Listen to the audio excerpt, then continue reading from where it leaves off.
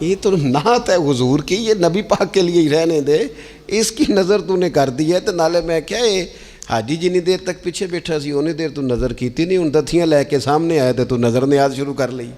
نہ کریں یہ کام، اس سے کوفت پہ، اور آپ یقین کریں میں ذمہ داری سے کہتا ہوں یہ کام کرنے والا بھی تنگ ہوتا ہے، اور جس کے لیے کر رہا ہوتا ہے پتہ اسے بھی سارا ہی ہوتا ہے کہ چکر کیا چل رہا ہے، سب پتہ ہوتا ہے۔ تو اس تکلف میں جب انسان کام کرتا ہے تو کہاں تک بات جاتی۔ سخاوت کریں لیکن چڑھ کر کوئی کام نہ کریں۔ نبی پاک علیہ الصلوۃ والسلام نے فرمایا، حضور فرمانے لگے اس طرح خیرات نہ کرنا کہ تمہارے اپنے بچے بعد میں لوگوں کے سامنے ہاتھ پھیلاتے پھرے۔ حضرت سعد بن ابی وقاص رضی اللہ تعالیٰ عنہ نے عرض کیا تھا، یا رسول اللہ صلی اللہ تعالیٰ علیہ وسلم، میں سارا مال اللہ کی راہ میں خیرات کرنا چاہتا ہوں، میری ایک ہی بیٹی ہے، میں چاہتا ہوں سارا اللہ کے راستے میں دے دوں۔ تو حضور فرمانے لگے نہیں بھائی تو چوتھا حصہ دے، 3 حصے اپنی بچی کے لیے، بیویوں کے لیے، باقیوں کے لیے رکھ لے، لیکن تو یہ کام نہ کر۔ تو میرے عزیز زندگی میں خرچ کرنے میں بھی اعتدال کا مظاہرہ کریں۔ مجھے پتہ ہے اچھی طرح کہ ہمارے ہاں ایک مزاج بن جاتا ہے، طبیعت بن جاتی ہے کہ اگر کسی شخص کو آپ تھوڑی سی مدد کرتے ہیں تو وہ سمجھتا ہے کہ اگر اس نے مجھے 20,000 دیا ہے تو یقیناً اس کے گھر میں 50 لاکھ پڑا ہے، وہ پھر اگلے ہفتے دوبارہ آتا ہے، ایک نئی مجبوری کا بھی اظہار کرتا ہے۔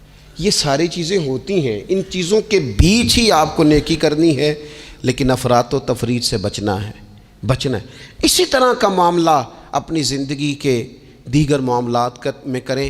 نبی پاک علیہ الصلوۃ والسلام نے سادگی کو پسند کیا ہے، حضور سادگی کو پسند کرتے، کھانے کے معاملے میں بھی اور کپڑوں کے معاملے میں بھی، لیکن اچھا لباس پہننے کی اجازت دیتے۔ حضور علیہ الصلوۃ والسلام نے ایک موقع پر ارشاد فرمایا کہ اگر کسی بندے کے پاس گنجائش ہے تو اسے اجازت ہے کہ 2 جوڑے کپڑوں کے کام کاج کے لیے رکھ لے، 2 جوڑے جمعے کے لیے رکھ لے۔ اور نبی پاک صلی اللہ تعالیٰ علیہ وسلم نے ایک شخص کو دیکھا جو مالدار تھا لیکن اس کے کپڑے پھٹے پرانے تھے، لباس پرا گندا تھا، بال بکھرے ہوئے تھے۔ تو اللہ کے محبوب علیہ السلام نے فرمایا تیرے اوپر اللہ کا فضل ہے، اور رب جب فضل کرے تو پھر اللہ فضل دیکھنا پسند بھی فرماتا ہے۔ فرمایا تو اچھا لباس پہن، حرج کوئی نہیں، لیکن اپنا رسول پاک علیہ السلام کا طریقہ مبارکہ یہی تھا کہ سیدہ عائشہ صدیقہ فرماتی ہیں کہ یہ وہ لنگی مبارک ہے اور یہ وہ پیوند والا کرتا مبارک ہے، اسی میں محبوب نے اپنی جان اپنے رب کریم کی بارگاہ میں پیش کر دی۔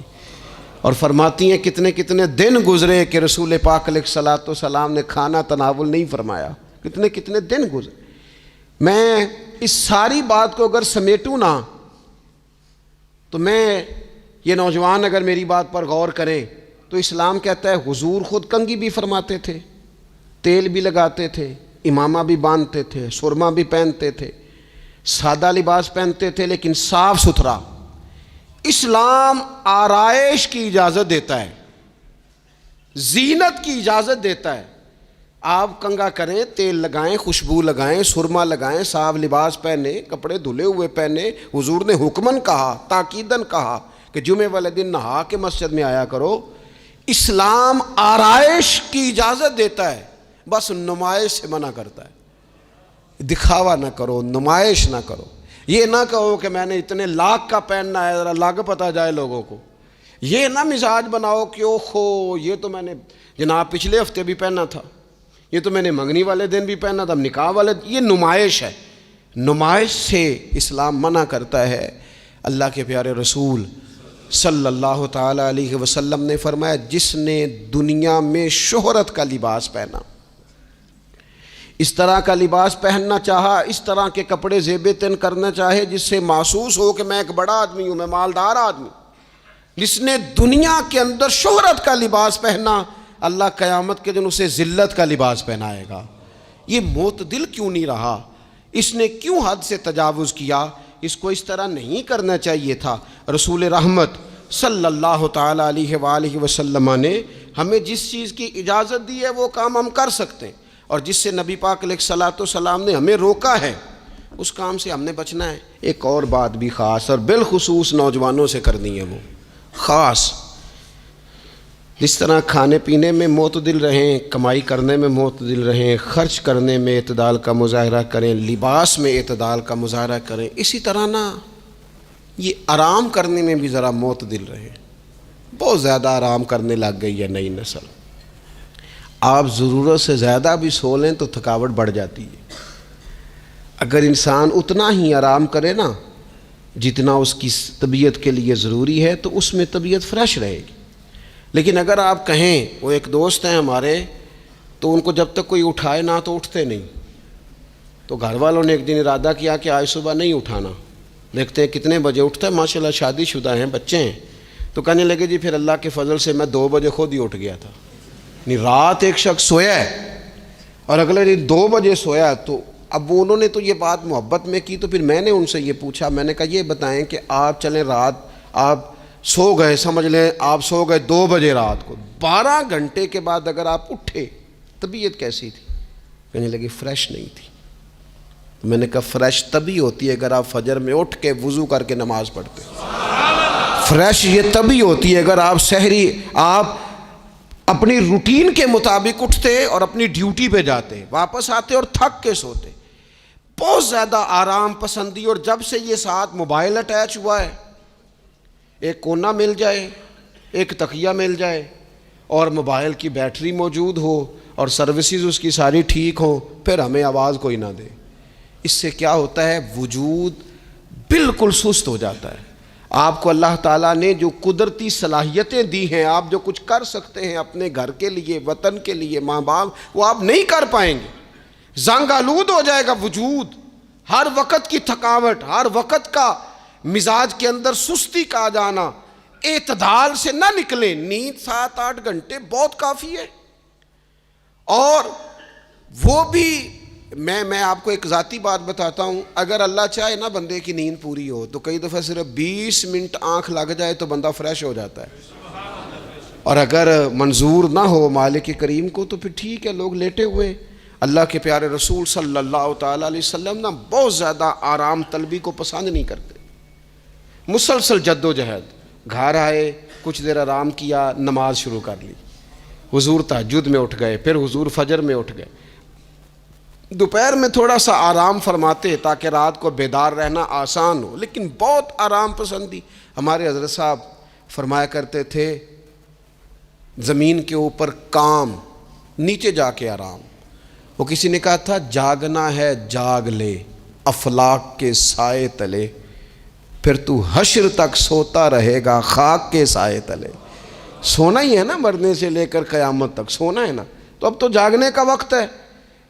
نبی پاک صلی اللہ تعالیٰ علیہ وسلم نے حضرت معاذ ابن جبل رضی اللہ تعالیٰ عنہ کو یمن کا گورنر بنا کے بھیجا تو نصیحت فرمائی تھی۔ حضور علیہ الصلوۃ والسلام نے فرمایا تھا تمہیں گورنر بنا کے بھیج رہا ہوں، عیش کوشی سے بچنا۔ حضور فرمانے لگے اللہ کے بندے آرام طلب نہیں ہوتے، رب کے بندے تو محنت کرنے والے ہوتے ہیں، جد و جہد۔ وہاں جا کے عیش کوشی سے بچنا، یہ مسند امام احمد بن حنبل میں موجود ہے۔ یہ جو آرام ہے نا، ہمیں بلائے کوئی نہ، آواز کوئی نہ دے، وہاں مرضی سے اب تو چھٹی ہے جی، اب تو میں نے سویرے اٹھنا ہی نہیں۔ او بھائی ڈھیر سارے کام ہیں جو چھٹی والے دن کرنے کے، ڈھیر ساری ذمہ داریاں ہیں جو چھٹی والے دن پوری کرنے کی۔ اپنی زندگی سے، اپنے وجود سے کچھ نفع لیں، ایسا نہ ہو کہ یہ بیکار ہو جائے۔ لیکن اگر زندگی صرف اور صرف کھانے پینے میں، لباس پہننے میں اور باتیں کرنے میں لگ جائے تو پھر تو آپ بیکار ہو جائیں گے۔ پھر تو محسوس ہوگا کہ جیسے انسان نہ خوابوں کی دنیا میں زندہ ہے، باتوں کے ساتھ اپنے دل کو مطمئن کرتا ہے۔ اس نے اچھا لباس پہن لیا ہے، بس آئینے میں اپنے آپ کو دیکھ کے خوش ہوتا رہتا ہے، طرح طرح کے کھانے منگاتا رہتا ہے، بس زبان کے ذائقے پورا کرتا رہتا ہے۔ امام طبرانی حدیث لائے ہیں، رسول پاک صلی اللہ تعالیٰ علیہ وسلم نے فرمایا میری امت میں ایسے لوگ آئیں گے جو رنگ برنگے کھانے کھائیں گے، انواع و اقسام کے مشروبات استعمال کریں گے، طرح طرح کی زیب و زینت کریں گے، اور منہ پھاڑ پھاڑ کے باتیں کریں گے، منہ کھول کھول کے گفتگو کریں گے۔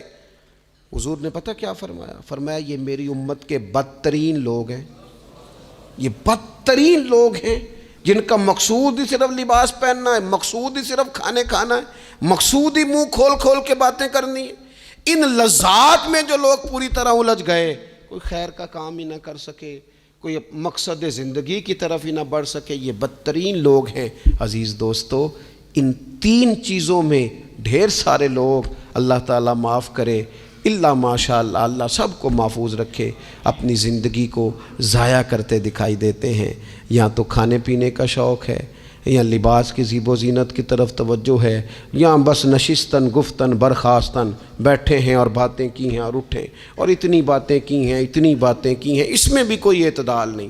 بہت زیادہ بولنے سے وقار چلا جاتا ہے، بہت زیادہ باتیں کرنے سے باتوں کا حسن ضائع ہوتا ہے، بہت زیادہ بولنے والے کے جملے قیمتی نہیں رہتے، بہت زیادہ باتیں کرنے والا آدمی بے وزن اور بے وقت ہونے لگتا ہے، بغیر مانگے مشورہ دینے والے لوگوں کے مشوروں کو لوگ ردی کی ٹوکری جاننے لگتے ہیں۔ اپنی زندگی کو اگر وزادار اور باوقار بنانا چاہتے ہیں تو ذرا لباس میں بھی سادگی ہو، اللہ کی ہر نعمت خوش دلی سے استعمال کی جائے، سادہ کھانا بھی ملے تو رب کی عطا سمجھ کے رغبت کے ساتھ شوق کے ساتھ اسے استعمال کیا جائے، مجلس میں بیٹھا جائے تو سیکھنے کی کوشش کی جائے، دوسروں کی باتوں کو سنا جائے۔